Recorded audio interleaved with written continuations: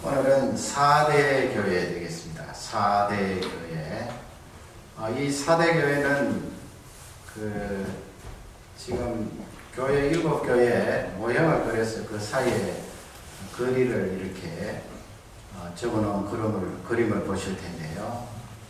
에베소 교회로부터 출발해서 지금 5번째 교회, 4대 교회, 그렇게 오늘 살펴볼 텐데요. 두아디라 교회에서 내륙으로 약간 들어가면서 남쪽으로 이렇게 내려왔습니다. 약 한 48km 그렇게 추정을 하고 있고요. 두 번째 그림 지도를 보시면 좀 더 명확하게 알 수가 있습니다. 에베소, 스무나, 버가모, 두아디라가 약간 내려왔지요. 내려왔는데 거기 이 4대 교회는 더 남쪽으로 내려와 있습니다. 그렇게 지도를 보시고 기억을 하시기 바라고요. 그림을 좀 보시겠습니다. 먼저 보실 그림은 아데미 여신, 저번에 한번 설명드렸습니다만은 사도행전에도 나오고요. 그리스 헬라의 유명한 여자 신, 우상이 되겠죠. 아데미스라고 부르는데 성경에는 아데미라고 그렇게 나오는데 이 4대 지역도 아데미 신전이 큰 신전이 있었는데 지금도 저렇게 뼈대 일부분 남아있는 것을 볼 수가 있는데 멀리서 이제 찍은 사진이라서 뭐 그렇게 크지 않겠구나 느낄지 모르겠습니다만 두 번째 그림 보시면 저기에 서 있는 남아있는 두 개의 기둥이 얼마나 큰가 하는 것을 알 수가 있습니다. 그 사진 찍은 사람들 보면은 그 기초 아주 아래쪽에 이렇게 사람이 있는 것을 볼 수 있고요. 그 기둥 하나가 굉장히 크다 하는 것을 알 수 있고 또 높이가 한 20m 정도 되고요. 저런 기둥들이 뭐 지금은 다 남아있지 않고요. 저런 게 한 78개 그렇게 서 있었고 또 이 가로세로 하면은 100m, 50m니까 상당히 큰 신전이에요. 옛날에 어떻게 저렇게 큰 건물들을 지었는지 참 상상이 가지 않습니다. 그렇게 이 아데미 신전이 이 4대 지역에 있었다 하는 것을 역사적으로 또 지금 고고학적으로 유물이 저렇게 남아있습니다. 나중에 성지에 방문하실 때에 저쪽 터키도 가셔서 4대 교회 옛날에 말씀 들을 때 봤던 데거나 그렇게 생각하시면 되겠습니다. 그 다음 그림도 보면은 이 아데미 신전이 같이 공공 건물이 같이 있어서 거기에 뭐 화장실이라든지 여러 가지 부대 시설이 있었다는 것이 저렇게 유적으로 남아 있습니다. 그 다음에 보실 그림은 4대 지역에 있는 체육관이 되겠습니다. 경기장이 되겠지요. 저것도 일부분 저렇게 유적으로 남아 있는 것을 볼 수가 있고요. 이제 후대의 그 다음 그림 보시면 후대의 그림입니다만은 저게 지금까지 남아 있어요. 나중에 비잔틴 시대에 이 아데미 신전 뒤쪽 부분에 유대인들이 회당을 지었어요. 그 회당 출입구 쪽에 그림이 되겠습니다. 지금까지 유적지로 남아 있고요.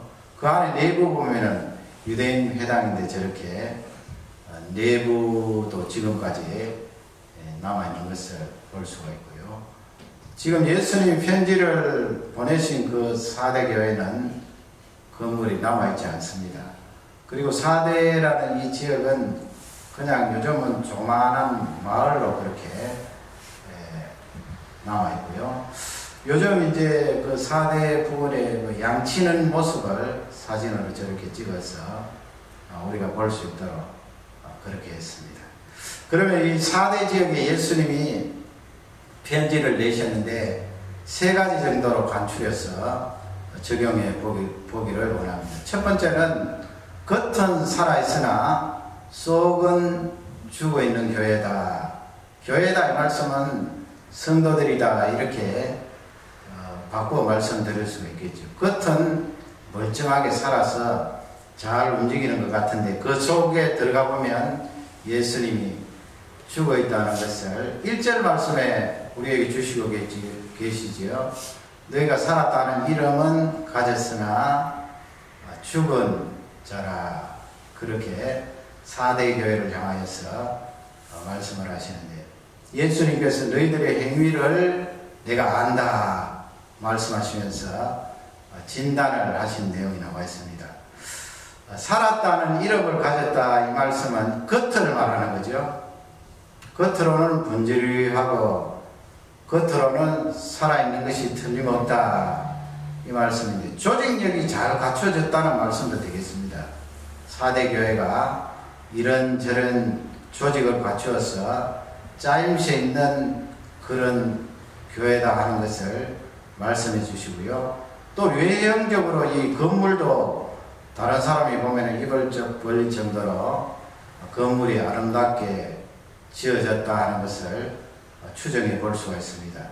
또 많은 사람들이 이 4대 교회가 역사가 있으니까 말이죠. 이 4대 교회를 보고 야, 저 교회는 참 좋은 교회야. 너무나 아름다운 교회야. 저 속에 들어오면 조직도 잘 갖춰져 있고 좋은 사람도 많고 프로그램도 아주 많은 아름다운 교회야. 그렇게 많은 사람들이 입에 오르내린 그런 교회예요.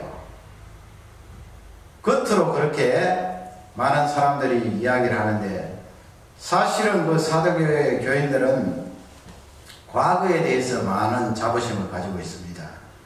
우리도 그렇지 않습니까? 신앙생활 오래 이렇게 하다 보면 과거에 대해서 자부심을 당연히 가지지요. 내가 옛날에 이렇게 신앙생활 했는데 옛날에 성경을 이렇게 많이 읽었는데 옛날에 이렇게 전도를 했는데 옛날에 이렇게 뜨거웠는데 지금 현재를 바라보면서 옛날 이야기를 하는데 대개는 지금 현재가 흡족하지 않으니까 과거로 거슬러 올라가서 옛날 이야기를 많이 하는데 지금 4대 교회가 그렇다는 거예요. 과거에 우리가 얼마나 아름답고 얼마나 뜨거웠고 예수님을 향한 그 열심과 헌신이 대단했다. 그러나 지금 현재는 그렇지 않다는 것을 자기들도 스스로 시인을 하는 셈이지요. 그런 4대 교회를 향하여 예수님이 너희들은 죽어 있다 하는 것을 알려주고 있는데 죽었다는 말씀은 느낌이 없다는 거지요. 감각이 없다는 것입니다. 여러분 우리 몸도 이 감각이 없으면 어떻게 될까요? 사실은 많이 상하겠지요. 또 아픈 것을 느끼고 또 뜨거우면 뜨거운 것을 느끼고 통증 때문에 우리가 많이 조심하지 않아요. 어린아이들이 뭐 이 불을 보고 우선 두려워합니다만 처음에는 불에다가 손을 이렇게 대보면 뜨겁잖아요. 아이 뜨거워. 신경이 살아있어서 뜨거우니까 그 다음부터는 불을 조심하고 두려워하게 되는데 만일 우리 몸이 통증이 느껴지지 않으면 그것은 멀쩡하게 살아있습니다만 속의 신경은 죽은 거지요. 그 영국에서 5살 된 그 여자아이가 있었는데 부모님하고 길을 이렇게 가는데 한번 넘어졌어요. 넘어져서 부모님이 볼 때는 틀림없이 팔이 부러졌는데 이 여자아이가 엄마 나 팔이 굽었어 그러면서 아파하질 않는 거예요. 그 부모님들은 잘 몰랐지요. 병원에 데리고 가서 이제 팔을 이렇게 기부스를 하고 오랜 고생을 하고 나서 다 낫게 되었는데 그때까지는 부모님이 몰랐어요. 7살쯤 되었는데 이 여자아이가 쫄뚝 졸면서도 전혀 아파하는 기색이 없는 거예요. 이야 참 이상하다. 그래서 병원에 갔죠. 큰 병원에 가서 조사해 보니까 이 허벅지 안에 있는 뼈가 부러진 거예요. 여러분 뼈가 부러지면 얼마나 아프겠어요. 견딜 수가 없을 텐데 이 여자아이는 그것을 느끼지 못해요. 그게 질병이랍니다. 신경계통의 질병인데 요즘 현대의학으로도 고칠 수 없는 무서운 질병이에요.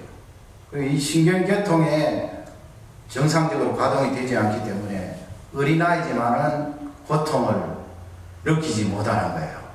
그 영적으로도 마찬가지지요. 살아있지만은 감각이 없으면 그것은 실상은 죽어 있는 것이다 하는 것을 우리에게 알려주고 계십니다. 생명력이 없다는 거죠. 디모데후서 3장 5절 말씀에 보면은 경건의 모양은 있으나 그 겉은 경건해 보인다는 거예요. 겉은 예수님 잘 믿고 사대교회처럼 오랜 전통을 가지고 다른 사람 입에 오르내리는 아름다운 신앙인인 것처럼 보이지만은 경건의 능력을 부인하는 자니, 경건의 능력이란 말씀은 수억을 말하죠. 그 능력이란 말씀은 생명을 말합니다. 생명의 힘을 부인하는 자니 그러한 자에게서 떠나라 그랬지요. 그 속이 살아있지 않고 죽었기 때문에 떠나라 하는 말씀입니다. 4대 교회는 겉은 살아있지만 속은 죽어있는, 감각이 없는, 느끼지 못하는 그런 교회임을 예수님이 책망하시고 계시는 것입니다. 그러면 두 번째로 왜 이와 같은 영적인 무감각이 발생했을까요? 그것이 두 번째 우리에게 주시는 귀한 말씀이에요. 이것은 이제 역사적으로 4대 지역에 대해서 좀 살펴봐야 그 원인을 찾을 수가 있는데요. 이 4대 지역은 아주 공업이 발달되었어요. 특히 양털로 이 천을 짜서 그 다음에 염색을 하는 거죠. 아주 양털로 만든 천이니까 고급 그런 모직 아닙니까? 그 다음에 거기다가 고대의 아름다운 물감으로 염색을 했으니 공업이 아주 발달된 그런 도시예요. 그 다음에 그림을 보시겠습니다만 요즘은 저 강물이 적고 저렇게 겨울처럼 보입니다만 이 4대 도시 부근으로 강이 흐르는데 그 강 주변에 모래금이 많았어요. 사금이라고 그러지요. 그래서 사람들이 나가서 강 주변에서 사금을 채취해서 금을 많이 생산해낸 그런 도시예요. 그리고 그 다음 그림 보면은 이 아고라라고 하는 시장 같은 데만 요즘도 저렇게 유적지로 남아있는데 저런 유적지로 봐서 이 4대 지역은 상업이 아주 잘 되었다는 것을 알 수가 있습니다. 돈 걱정 없이 사는 도시예요. 나가면은 금을 채취할 수 있지, 또 모직이 발달되어 있으니까 사람들이 공장에 가서 일할 수 있지, 돈 벌 수 있지, 장사가 잘 되니까 말이죠. 무슨 장사를 해도 돈벌이 잘 할 수 있지. 그러니 돈 걱정하지 않고 살 수 있는 도시가 바로 이 4대 도시예요. 이게 이제 영적으로 죽는 그런 요인이 될 수 있다는 해석입니다. 여러분, 우리 같으면은 돈 해결되고 이 돈의 여유가 많으면은 더 신앙생활 열심히 하고 더 경건의 능력이 나올 것 같은데 이 경제적으로 안정이 되고 흔들림이 없는데 4대 지역에 사는 교인들은 저렇게 영적으로 죽어가고 있음을 알려주고 있습니다. 그 다음에 이 지역은 자연적인 그런 조건이에요. 세 번째 그림 보시면 신전 쪽에서 이렇게 산 쪽으로 찍은 것인데 옛날에 4대 도시는 지금 저 산 그림 있잖아요. 그 산에 도시가 형성된 거예요. 물론 산 주위에도 이렇게 사람들이 살았습니다만 중요한 그런 다스리는 사람 왕궁이라든지 중요한 그런 건물들 요새에 있다고 해요. 저 산이 한 450m 정도 되는데 이 남쪽 한쪽 지역만 제외하면은 아주 절벽이에요. 절벽. 그리고 한쪽 남아있는 그 지역도 가파르기 때문에 외부에서 4대를 침략하면은 만만치 않아요. 자연적인 조건이 그렇게 되어 있다고요. 우리가 잘 아는 고레스라는 황제가 있었잖아요. 유다 백성들을 바벨론 포로에서 1차적으로 돌려보낸 고레스라는 페르시아의 황제가 있었는데 페르시아의 황제인 고레스가 4대 지역에 침공을 했어요. 와서 보니까 굉장하거든요. 400m 이상 되는 그런 산 위에다가 요새가 있는데 어떻게 그걸 공격하겠어요? 뭐 옛날 전투에 요즘처럼 무기가 발달되지 않으니까 높은 데서 그냥 돌을 굴린다든지 화살을 쏜다든지 하면은 아래쪽에 있는 군사들이 감당할 수가 없잖아요. 그리고 벌써 올라가는데 힘 다 빠져버리고 살 수 없는 거예요. 그래서 이 고레스 황제가 부하들에게 저 4대 성에 올라갈 수 있는 방법을 연구하는 자에게는 큰 상급을 내리겠다.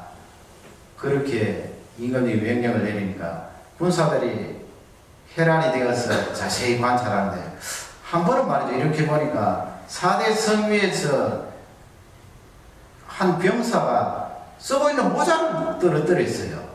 그 모자가 이제 절벽을 타고 쪼르르 내려가는데 거의 아래까지 이제 떨어진 거예요. 그러니 성 위에 있던 그 병사가 가만히 있지 않고 절벽을 타고 싹 이렇게 내려와요. 내려오는데 가만히 보니까 바위 틈이 있는 거예요. 작지만. 그래서 황제에게 보고를 했지요.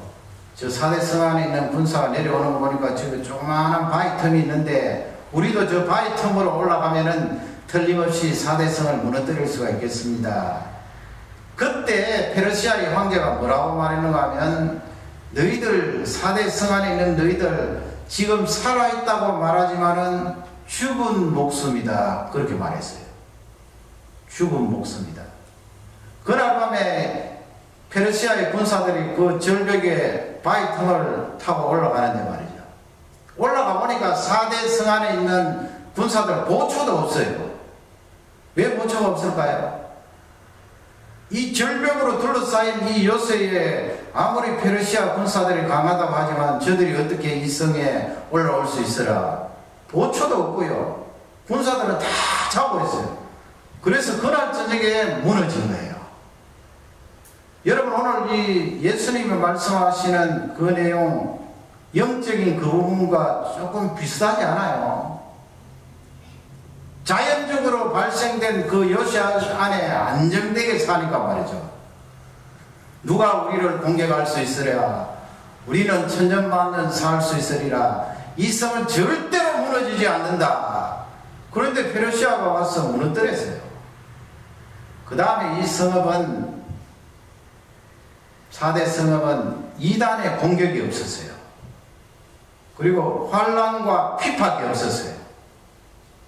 정리하면은 여러분 이 4대라는 도시는 등 뜨시고 배부른 곳이에요. 장사 잘 돼서 돈 잘 벌지, 외부에 침략 받을 염려 없지, 뭐 종교적으로 영적으로 이단이 있습니까? 핍박이 있습니까? 박해가 있습니까?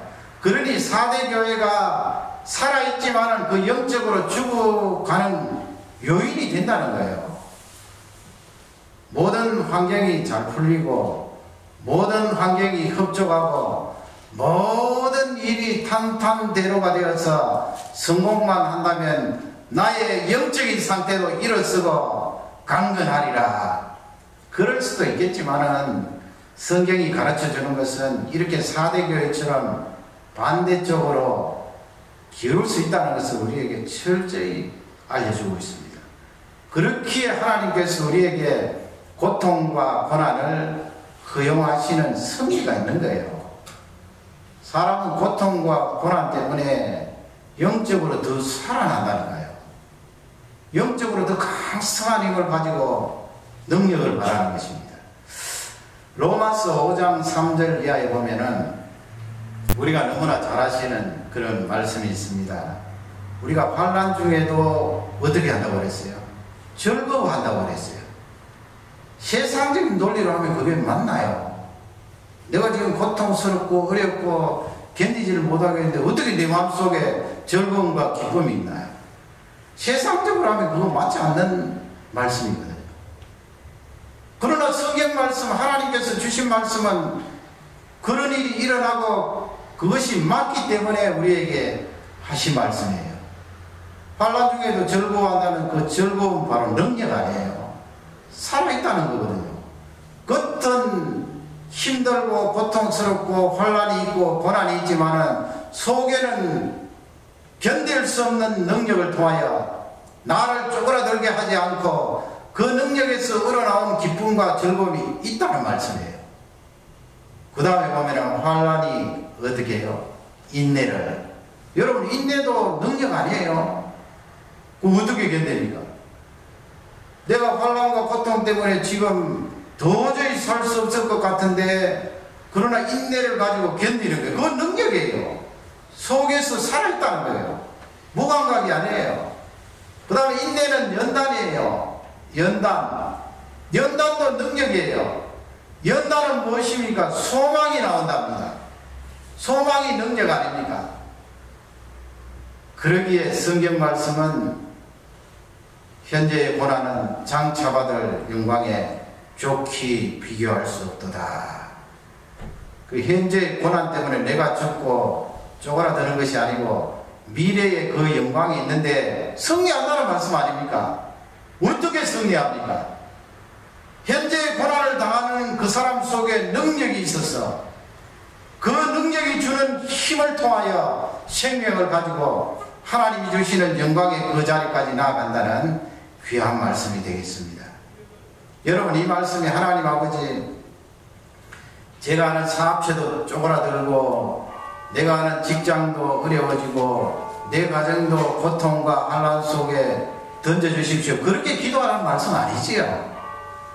우리가 그렇게 기도할 필요가 뭐 있어요? 하나님 우리에게 복을 주시고 은혜를 더해 주시면 형통하는 그 측면이 얼마나 많아요. 형통하는 것이 사실이에요. 그럼에도 불구하고 인생 살면서 예수 그리스도 믿으면서 우리에게 찾아오는 어려움과 고난들, 더욱이 예수님 때문에 당하는 그 어려움들, 그것은 내 속에 도리어 능력이 생기게 하여서 내가 살아가는 역사가 있다는 것을 꼭 잊지 마시기 바랍니다. 4대 교회는 그것을 우리에게 철저히 알려주고 있습니다. 그러므로 여러분, 우리는 어려움과 고난과 환난이 있을지라도 예수 그리스도를 바라보며 그 능력으로 승리하는 종들이 되시기를 주님의 이름으로 축원합니다. 마지막 세 번째로 살펴볼 것은 겉도 살아있고 속도 살아있는 그런 사람이 되자는 거예요. 그런 교회가 되자. 예수님이 그 말씀 아니에요. 너희도 겉도 살아있고 속도 살아있는 그런 하나님의 백성이 되라. 4절 말씀에 가면은 거기 두 가지 이제 4대 교회의 몇 사람을 향하여 예수님이 주시는 말씀인데, 다 그렇게 죽어 있는 것이 아니고 몇 사람은 그래도 살아있어요. 그러게 여러분, 요 4절 5절 말씀을 붙들면 우리도 그렇게 되잖아요. 겉도 살아있고 속도 살아있는 그런 존재가 되는 거예요. 4절 말씀에 보면 그 옷을 더럽히지 아니한 자, 그렇게 나오지요.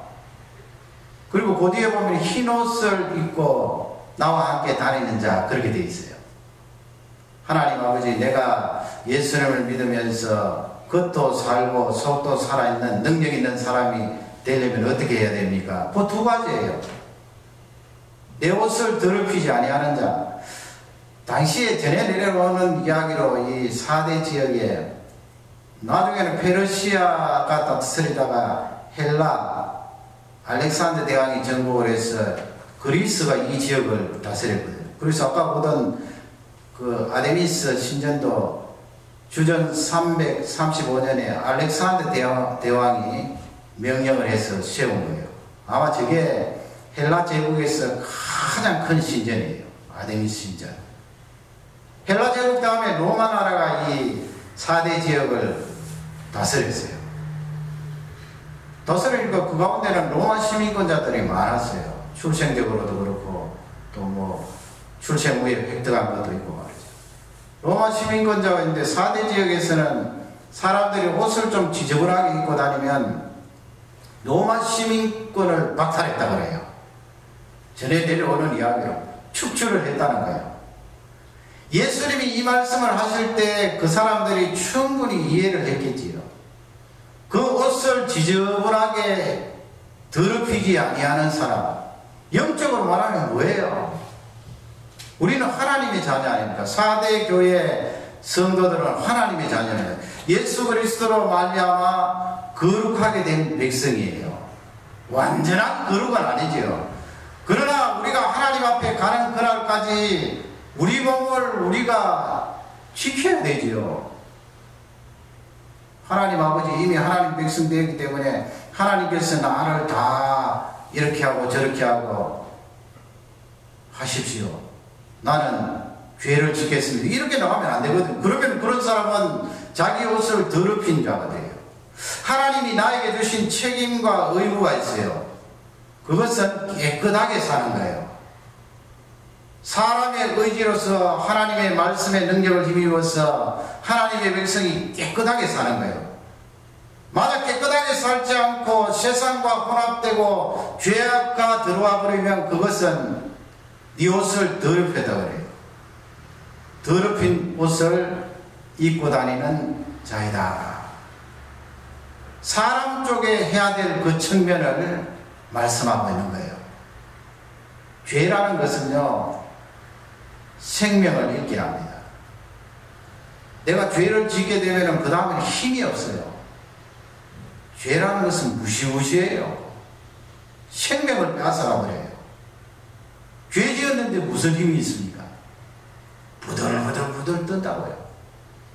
자기가 가진 것이 없어서 힘을 잃는 것이 아니고 죄를 지어버리면 힘을 잃어버려요.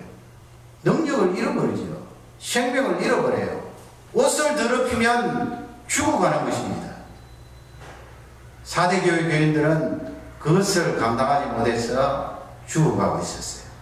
그러니 우리는 하나님의 자녀로서 이 영적으로 옷을 더럽히지 않는 경건한 사람이 되게 하옵소서. 그런 사모함과 의지적인 행동이 필요한 것입니다. 그 다음에 흰옷이라는 것은 내가 흰옷을 입습니까?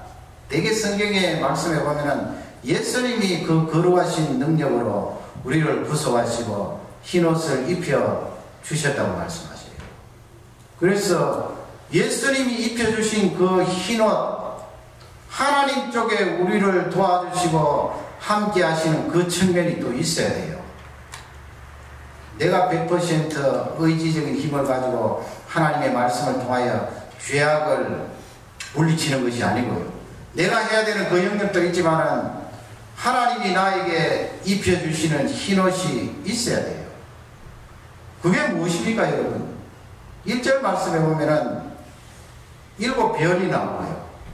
7별은 교회의 사자가 되고 또 7영을 가지신 예수께서 말씀하시는 그렇게 되어 있잖아요. 거기 7영은 무엇이에요? 영은 성령 하나님을 말해요. 7이라는 것은 요한계시록의 계속해서 반복되는 완전함이에요. 완전함. 성령 하나님이 완전하시잖아요. 그분이 생명력을 부어주시고 그분이 나를 깨닫게 하시고 그분이 나를 알게 하시고 예수 그리스도에 대해서 증거해 주시는 완전하신 성령 하나님, 성령 하나님의 힘을 힘입어야 돼요. 그게 바로 흰옷 입는 거예요. 요한복음 16장 말씀에 보면은 성령 하나님께서 오시면 죄에 대해서, 세상에 대해서, 심판에 대해서 책망하신다고 그랬죠. 이 성령 하나님이 예수 그리스도 부활 성천하시고 나서 교회에 오시고 나에게 임하셔서 무엇을 하시나요? 예수 그리스도를 증거하시면서 내가 옷을 더럽히려고 할 때 나를 깨닫게 하세요. 성령 하나님 그렇게 하세요. 근본적으로 내가 예수 그리스도를 영접하고 십자가를 통하여 눈물을 흘리고 부활의 능력을 체험할 그때도 성령 하나님이 내주하시고 간섭하셨지만은 하나님 앞에 가는 그날까지 내 옷이 더럽혀지지 않고 흰 옷을 입기 위해서는 성령 하나님의 깨우쳐 주심이 필요해요. 내가 죄 지으려고 그러잖아요. 그러면 내 속에 살아있는 생명력이 없으면 내가 하고 있는 것이 죄인 줄 죄가 아닌 줄 어떻게 알아요? 성령 하나님이 깨닫게 해주셔야 돼요. 너 지금 하고 있는 것은 죄야. 하나님이 싫어하시는 거야. 그렇게 하지 마. 강하게 우리를 깨닫게 하시면 나는 그 힘, 깨닫게 하시는 그 능력을 통하여서 옷을 더럽히지 않게 됩니다. 그게 흰옷이에요. 하나님 입혀주시는 흰옷이에요. 예수 그리스도로 말미암아 성령의 능력으로 우리에게 입혀주시는 흰옷이에요. 어떨 때는 죄를 짓고 나면은 강하게 책망하시지요. 이미 죄 지을 때도 있잖아요. 옷이 더러워졌을 때도 있어요. 그럴 때도 늦지 않아요. 그럴 때 성령 하나님이 나에게 오셔서 강하게 책망하십니다. 너 하나님 앞에 그거 잘못했어. 철저히 회개해. 입술로 고백뿐만 아니고 너의 행동을 180도로 바꾸어서 반대 방향으로 나아가. 그건 하나님 앞에 잘못한 거예요. 성령께서 그렇게 책망을 하세요. 그러면 회개하면 되잖아요. 회개하면은 흰옷을 입고 예수 그리스도와 함께 다니는 그 능력이 있는 것입니다.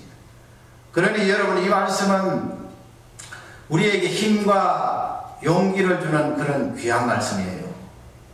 겉도 살아있고 속도 살아있는 생명력 있는 그런 성도가 될 수 있다는 귀한 메시지예요. 이 말씀을 통하여 더욱 힘을 얻고 4대 교회와 반대로 칭찬을 듣고 하나님 앞에 나아갈 때 구원과 큰 상급을 체험하는 능력의 종들이 되시기를 주님의 이름으로 축원합니다. 다 같이 우리 기도하시겠습니다.